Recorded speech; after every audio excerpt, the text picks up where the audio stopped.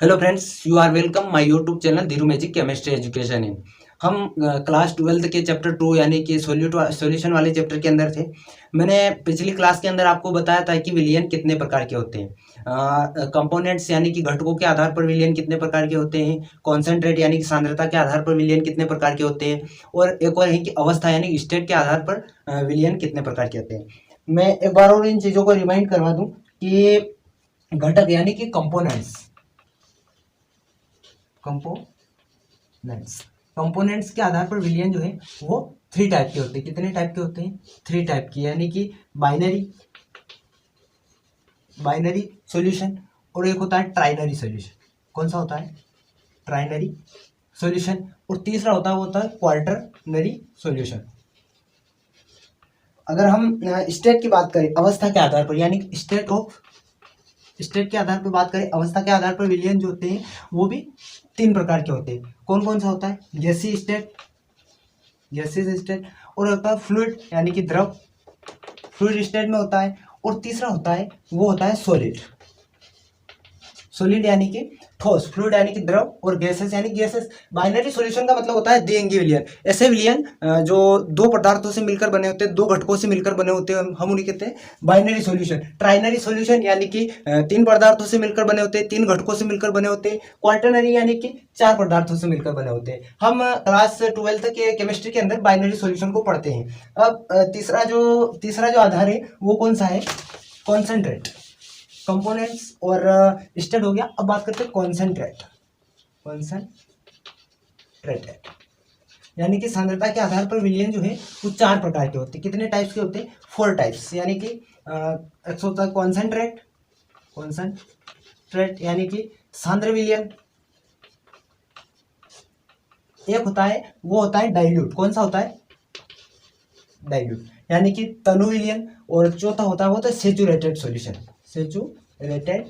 Solution यानी कि संतृप्त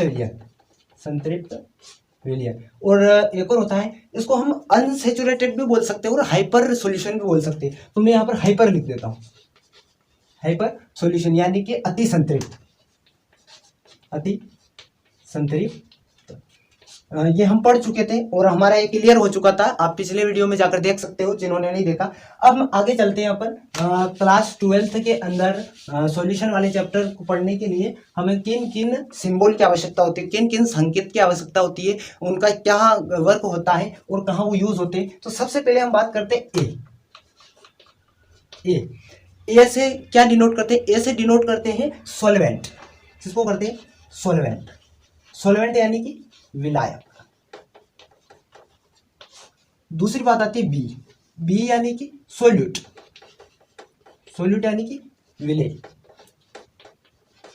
सी, वैसे सी का यूज नहीं होता है, पर कोई विलयन है उसके अंदर ए सॉल्वेंट हो गया और 2 अलग पदार्थ मिलाए गए हैं, तो वो बी और सी क्या हो जाएगा? सोल्यूट हो जाएगा। वैसे अभी इसको यहाँ नहीं लिखते हुए, हम आगे लिख लेंगे इसको, कोई बात नहीं अभी। उसके बाद बात करते हैं अपन डब्ल्यू को यूज करते हैं अपन वेट। क्या? वेट या फिर मास। वेट यानी द्रव्यमान, द्रव्यमान या फिर मात्रा बोल सकते हैं। अब बात करते हैं एम, कैपिटल एम का यूज कहाँ करते हैं अपन? Molar mass. या फिर बात करते हैं मोलिकुलर मास। मोलार मास यानी कि मोलिकुलर मास का मतलब अणु भार। क्या होता है? अणु भार। और मोलार मास यानी कि द्रव्यमान भार बोल सकते हैं इसको, ऐसी कोई बात नहीं। द्रव्यमान भार, मोलार मास, मोलिकुलर मास हो गया, अणु भार, है ना। अब हम बात करते हैं एन क्या चीज होती है? एन होता है मोल। क्या होता है? एन होता है मोल। उसके बाद और भी चीजें जैसे कि वी यानी कि वॉल्यूम यानी आयतन का यूज करते हैं अपन। जैसे कि एक्स हुआ, एक्स यानी कि मोल फ्रैक्शन यानी कि मोल प्रभाज या मोल अंश भी जिसे बोल सकते हैं। मोल अंश भी बोल सकते हैं, मोल प्रभाज भी बोल सकते हैं, कोई बात नहीं। अब हम ये तो आपको समझ में आ चुका होगा मैंने क्या लिखा है, वो चीज आपको समझ में आ चुकी होगी। मैं इसको थोड़ा साइड पे करके एक चीज और बता देता हूँ आपको कि ऐसे और सारे सिंबल होते हैं जो यूज होते हैं, उनको मैं बता देता हूँ। डब्ल्यू, जैसे कि WA, WB, MA, MB, NA, NB, VA, VB। अगर हम इनको देखें तो यहाँ पर W क्या है? W है वेट, क्या है? W है वेट, और A क्या है? सॉल्वेंट यानी कि विलायक। तो यहाँ पर बात आती है, ये क्या हो गया? विलायक का वेट, मास ऑफ सॉल्वेंट। क्या हो गया? मास ऑफ सॉल्वेंट यानी कि विलायक के कणों की संख्या। दूसरी बात करें WB, यानी कि ये क्या हो गया? ये सोल्यूट हो गया। B क्या है? सोल्यूट है। और W मास, यानी कि मास ऑफ सोल्यूट, यानी कि विलेय के कणों की संख्या। यहां पर लिखा है MA, M को यानी कि मोलार मास, यानी मोलार मास, या फिर मोलिकुलर मास ऑफ A, यानी कि ये किससे डिनोट करते हैं? A का क्या क्या होता है, उससे डिनोट करते हैं। तो सॉल्वेंट क्या होता है? सॉल्वेंट। MB लिखा तो molar mass, molar mass of solute, solute. अगर N की बात करें तो मोल, यानी कि विलायक के मोलों की संख्या, mole of solvent, mole of solvent, solvent यानी कि विलायक के मोलों की संख्या। यहाँ पर बात करें तो विलेय के मोलों की संख्या हो सकती है, मोल ऑफ सोल्यूट। यहाँ पर बात करें तो वॉल्यूम ऑफ सॉल्वेंट, यानी कि विलायक का आयतन, वॉल्यूम ऑफ सॉल्वेंट, सॉल्वेंट। यहाँ पर अगर बात करें तो वॉल्यूम ऑफ सोल्यूट। ये क्या होगा? मास ऑफ सॉल्वेंट, यानी कि विलायक के द्रव्यमान, विलायक का द्रव्यमान हो गया। मास ऑफ सोल्यूट यानी कि विलेय का द्रव्यमान हो गया। मोलार मास यानी कि द्रव्यमान भार जो होता है अपना, मोलिकुलर मास जिसे हम कहते हैं, अणु भार या परमाणु भार, कणों का भार जो होता है उसे हम कहते हैं मोल, यानी कि मोल का। देखो मैं एक चीज यहाँ पर मोल आपको समझा देता हूँ, ये मोल क्या चीज होती है। आपको यहाँ पर मोल समझ में नहीं आ रहा होगा तो मैं मोल के लिए 3 फार्मूले लिखवाता हूँ आपको। कितने? 3 फार्मूले मोल के लिए।